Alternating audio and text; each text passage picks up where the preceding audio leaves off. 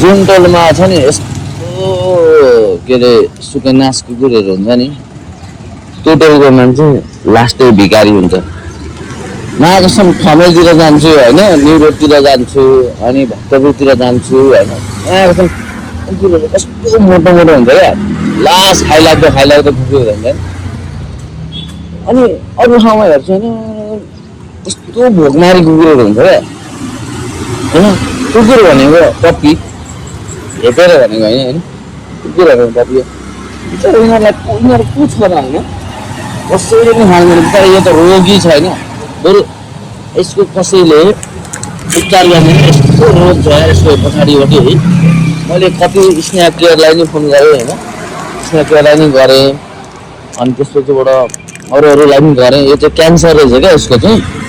अनि क्यान्सर भएको कारणले गर्दाखेरि चाहिँ यसलाई चाहिँ छुट्टै भेन्टिलेटरमा राख्नुपर्छ अरे क्या, भनेको मतलब छुट्टै राख्नुपर्छ अरूलाई सर्छ अरे क्या। अनि त्यो भएको कारणले गर्दाखेरि यसलाई लिन पनि आएन होइन। यो कुकुर एकदमै रोगी छ बिचरा यो कुकुर है, मर्न पनि सकेको छैन, बाँच्न पनि सकेको छैन यो कुकुर है, एकदम पीडामा छ यो कुकुर।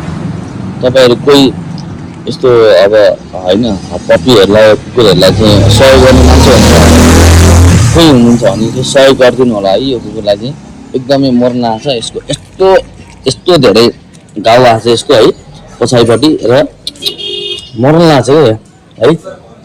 हेर्नु त यस्तो घाउ आएको यसको।